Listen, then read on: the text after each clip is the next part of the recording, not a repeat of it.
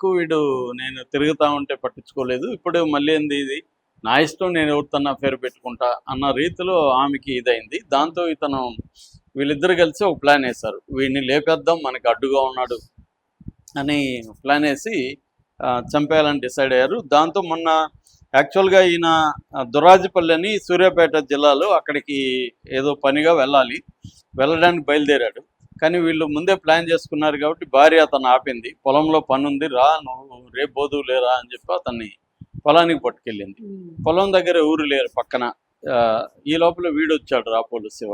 వీళ్ళిద్దరు ముందే ప్లాన్ చేసుకుని నేను ఇక్కడికి తీసుకొస్తా, ఆ టైంకి ఎవరు ఉండరు, నువ్వు వచ్చి వీడిని చంపేయని. సో వచ్చాడు.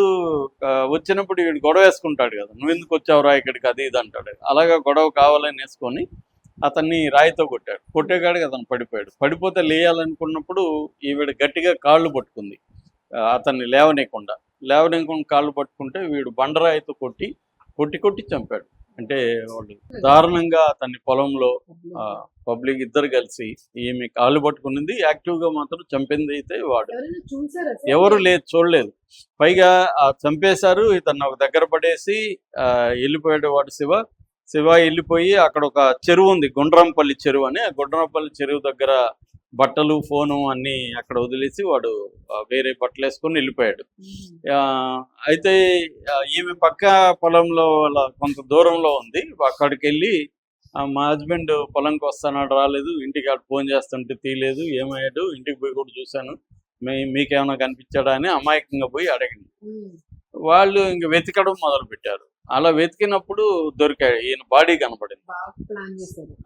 దాంతో వీళ్ళు వెళ్ళి సర్పంచ్ వాళ్ళకి చెప్పారు, వాళ్ళు పోలీసులకు ఫోన్ చేశారు, పోలీసులు వచ్చారు, దెబ్బలు అవన్నీ ఉన్నాయి, వాళ్ళు ఇంకా ఇన్వెస్టిగేషన్లు వీళ్ళిద్దరే చేశారు అనేది వాళ్ళకి అర్థమైపోయింది.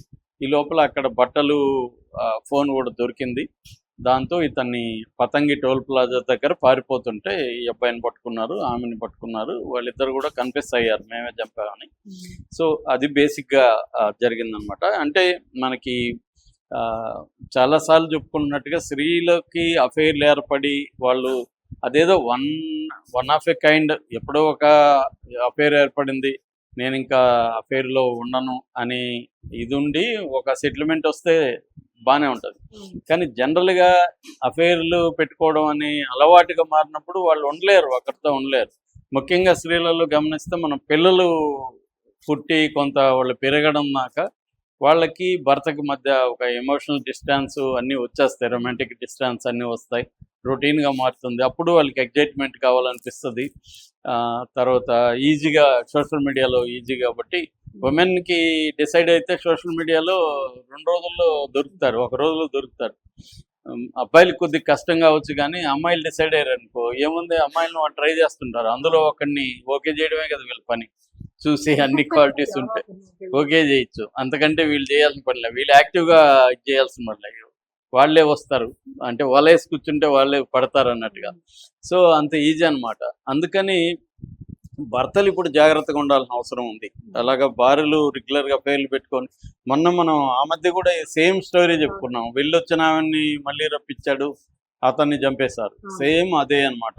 చాలా కేసుల్లో వెళ్ళిన వాళ్ళని వదిలేసి సెటిల్ చేసుకోవాలి, పంచాయతీ చేస్తావా లీగల్గా వాళ్ళకి సెటిల్ చేసుకొని నువ్వు ఇది ఉంటే. ఇప్పుడు ఈమెను వదిలేసి ఉండుంటే ఇతను, ఈమె వాళ్ళ అన్న కొడుకు తప్పేరు పెట్టుకొని ఆమె పాటికి ఆమె ఉండేది, ఇతన్ని చంపేది కాదు. అంటే 2 కారణాలతో చంపుతున్నారు. ఒకటేమో విడాకు లేకపోవడం, రెండోది భర్త ఏం చేసినా చంపుతారు. అంటే అర్థం ఏంటి, వాడికి ఆస్తి ఉన్నింది అనుకో, ఆస్తి కోసం చంపేవాళ్ళు భర్త విడాకులు ఇచ్చినా కూడా చంపచ్చు కదా వాళ్ళు. కాబట్టి ఆ 2వ కారణం కూడా ఉంది. బట్ మెయిన్ రీజన్ చాలా చోట్ల జరిగేది ఏంటంటే, తన భార్య అఫైర్లు పెట్టుకుంటుంది తెలిసి కూడా విడాకులు అడిగినా కూడా ఇవ్వకపోవడం భర్తలు తప్పు. వీళ్ళు కూడా మారాల్సి ఉంది. పరువు కంటే కూడా ప్రాణం ముఖ్యం అనేది అర్థం అవ్వాలి. మన దేశంలో ఇప్పటికి కూడా ప్రాణం కంటే పరువే ముఖ్యం అనే ఒక కాన్సెప్ట్ ఉంది. అది బతకడం. మొన్న కాకినాడ ఆత్మహత్యలు కూడా అదే, పరువే వాళ్ళు ఇంపార్టెంట్ అనుకున్నారు. సో అందువల్ల ఇది మారాల్సిన అవసరం ఉంది. పరువు అంటే కూడా ప్రాణం ముఖ్యం. ఇవాళ పరువే ఉంది, ఎవరు పరువు నిర్ణయిస్తారు. సో ఎవరు మోరల్ యాంగిల్లో డిసైడ్ చేస్తాడు, మంది కరెక్టా కాదని చెప్పే హక్కు ఎవరికి లేదు ఇవాళ. కాబట్టి పక్కనోడిని పట్టించుకోకుండా తన భార్య లాగా ఉన్నప్పుడు భర్తలు ఆమె కాళ్ళకి నమస్కారం చేసి, తల్లి నువ్వు వెళ్ళు, నీకు విడాకులు ఇస్తానని చెప్పి కాన్సెన్సువల్గా విడాకులకి అప్లై చేసుకొని ఆ పిల్లల్ని ఎలా పెంచుకోవాలో చూసుకోవాలి. ఆ కష్టం పడచ్చు, తప్పులేదు. ఒకవేళ ఆమె పిల్లలు కూడా వద్దనుకుంటే, చాలామంది ఇలాంటి వెళ్ళేవాళ్ళు పిల్లల్ని కూడా వద్దనుకుంటారు. చాలామంది పిల్లల్ని చంపేస్తూ ఉన్నారు ఈ మధ్య. పిల్లల్ని భర్తల్ని ఇద్దరిని కలిసి ఆ మధ్య కూడా ఇలాగే సిమిలర్గా ఆమె వెళ్ళిపోయినా మళ్ళీ పిలిచాడు. పిలిచినప్పుడు ఆమె మళ్ళీ అఫైర్ పెట్టుకొని వీడిని చంపేసి, వాడు పిల్లోడు చూశాడు ఏడుస్తున్నాడని వాడిని చంపేసింది. చంపి ఇతని బాడీని ఆ పిల్లోడి మీద వేసి ఈయన పడితే చనిపోయాడని చెప్పింది. సో సిమిలర్ కేసు అది. దాంట్లో పిల్లోడు కూడా చనిపోయాడు. సో ఇప్పుడు ఏమైంది, ఇతను జైలుకి వెళ్ళాడు, దానయ్య చనిపోయాడు, ఆమె శారద జైలుకి వెళ్ళింది. పిల్లలు ముగ్గురు చిన్నపిల్లల పరిస్థితి ఏంటి, వాళ్ళ అనాథలు అయిపోయారు. భయం లేదంటే చాలా మంది ఏముందంటే, నేను చాలాసార్లు చెప్తుంటాను కదా, మన లీగల్ సిస్టమ్ ఎలా ఉంటుందంటే 163 మందికి మాత్రమే శిక్ష పడుతుంది ఇండియాలో. 100కి 37 మందికి శిక్ష పడుతుంది. 63 మంది తప్పించుకుంటున్నారు లెక్కల ప్రకారం. సో విక్టిమ్ వీక్గా ఉన్నప్పుడు ఈజీగా సిస్టమ్స్ని మెయింటైన్ చేయొచ్చు. ఇక్కడ పోలీసుల్ని మెయింటైన్ చేయొచ్చు, లీగల్ సిస్టమ్ని మంచి లాయర్ని పెట్టుకొని చేయొచ్చు. సో ఇక్కడ ఏంటంటే ఐ విట్నెస్ లేదు, కొట్టి చంపినట్టుగా. పోలీసులు మిగతా ఎవిడెన్స్ని పట్టుకొని దీన్ని కేసుని బిల్డప్ చేయాలి. చాలా కేసుల్లో చేస్తున్నారు, కానీ 37% కేసుల్లోనే మనకి వాళ్ళకి దాని ఏమంటారు శిక్ష పడుతుంది, కన్విక్షన్ పడుతుంది. మిగతా 63% కేసుల్లో శిక్ష పడదు. అందుకనే ధైర్యంగా చంపేస్తున్నారు.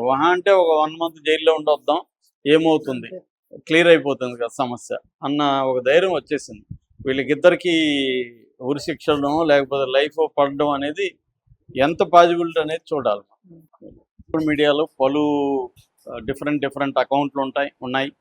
ఆ అకౌంట్లలో ఆమె సోషల్ మీడియాలో స్నేహాలు చేయడం, చివరికి రాజకీయ నాయకులతో కూడా అఫైర్లు ఉన్నాయి ఆమెకి. ఆమె 2-3 సార్లు వేరే వాళ్ళతో లేచి వెళ్ళిపోయినాక మళ్ళీ వస్తే ఇతను దానయ్య పెద్ద మనసుతో ఆమెను మళ్ళీ ఒప్పుకున్నాడు. దానికి ప్రధాన కారణం అందుకని దానయ్య తప్పు చేశాడన్నాను. ఆమెకి ఇలాంటి నేచర్ ఉన్నప్పుడు ఆమెకు విడాకులు ఇచ్చి ఆమె కాళ్ళకి దమ్మనం పెట్టి బయటికి పంపించేసి ఉంటే, పిల్లల్ని ఏదో కష్టాలు పడి సాక్కోనో లేకపోతే హాస్టల్లో చేర్చి ఏదో చేసి ఉంటే ఇది జరిగేది కాదు.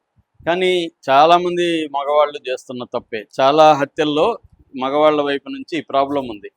ఎందుకంటే ఇండియాలో ఇప్పటికి కూడా పరువు అనేది, అంటే భార్య లేచి వెళ్ళిపోతే పిల్లల మీద ఎఫెక్ట్ పడుతుంది, అందుకని మళ్ళీ వస్తే సరిపోతే పోయిందిలే వచ్చింది అన్న ఒక దీంతో హస్బెండ్స్ బిహేవ్ చేస్తున్నారు. అది వాళ్ళకి అర్థం కావట్లేదు. రెండోది, చాలామంది భార్యలు నాకు విడాకులు ఇచ్చారా బాబు, నేను పెళ్లి చేసుకుంటా, నీతో నేను ఉండను, నువ్వు పిల్లల్ని చంపుకుంటావో పెంచుకుంటావో నీ ఇష్టం అని అన్నప్పుడు విడాకులు ఇచ్చేయాలి. అది ఇవ్వట్లేదు. విడాకులు ఇవ్వకపోవడానికి కారణం ఏంటంటే, ఇందాక చెప్పినట్టుగా పిల్లలు ఉండడం ఒకటి, రెండోది పరువు ఒకటి. ఈ 2 అంశాల వల్ల భర్తలు విడాకులు ఇవ్వలేకపోతున్నారు. ఇతను కూడా అదే చేశాడు. 3 పిల్లలు ఉన్నారు, 2 ఆడపిల్లలు ఉన్నారు, నేను వ్యవసాయం చేయాలా, వీళ్ళని పెంచాలా. సో ఈమె సరే పోయింది వచ్చింది, కనీసం పిల్లలకన్నా హెల్ప్ అవుతుంది కదా అని తను పెట్టుకున్నాడు. అంత తప్ప ఈమె మారని బిహేవియర్ రేపు పొద్దున క్రైమ్కి దారి తీయచ్చు, ఇవన్నీ అతనికి అంత నాలెడ్జ్ కూడా లేదు. ఏదో వ్యవసాయం చేసుకున్నాడు ఊళ్ళో కౌలుకి. సో దాంతో అతను మళ్ళీ పెట్టుకున్నాడు. దాని తర్వాత ఏమైందంటే, సొంత అన్న కొడుకు రాపోలు శివ అబ్బాయి పేరు, ఆ అబ్బాయితో అఫైర్ పెట్టుకుంది.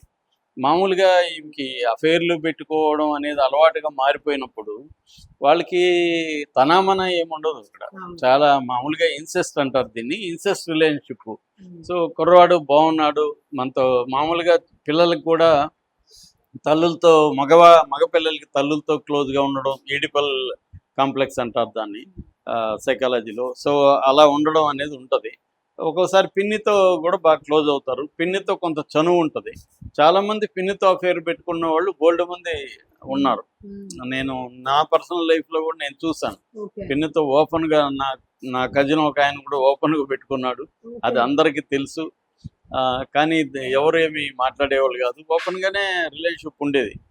సో అలాగా చాలా చోట్ల పిన్నితో అఫైర్లు పెట్టుకున్న కేసులు ఉంటాయి. మనకు ఆ మధ్య కర్నూలులో కూడా సిమిలర్గానే జరిగింది. అలాగే పిన్నితో అఫైర్ పెట్టుకున్న గొడవలు జరిగి భర్తను చంపేసిన సిమిలర్ కేసు రీసెంట్ గానే కర్నూలులో జరిగింది. చాలా క్రైమ్స్ జరుగుతుంటాయి ఇలాగ. సో ఈ అబ్బాయి కూడా అంటే మేబీ ఆమె ఇనిషియేట్ చేసిందా వాడిని, అంటే ఆమె ట్రాక్ చేసిందా వీడు చేశాడా, ఎందుకంటే ఆమెకైతే ఆ నేచరు ఉందనేది ఇప్పుడు ఆ ఊర్లో వాళ్ళంతా నిన్న మన రిపోర్టర్లు కూడా వెళ్ళి మాట్లాడారు. ఆ విలేజ్ వాళ్ళతో మాట్లాడారు, అక్కడ ఉన్న పంచాయతీ సభ్యులతో కూడా మాట్లాడారు. వాళ్ళంతా కూడా డీటెయిల్గా చెప్తున్నారు ఈమెకి ఎప్పటి నుంచో ఇలాంటి అలవాటు ఉంది ఆ శారదకి. ఆమె అప్పుడప్పుడు ఇలాగా ఎవరితోన్నా లేచిపోవడం మళ్ళీ రావడం ఇది జరుగుతూ ఉంది. ఇతనేమో పాపం పిల్లల కోసం ఆమెను యాక్సెప్ట్ చేశాడు.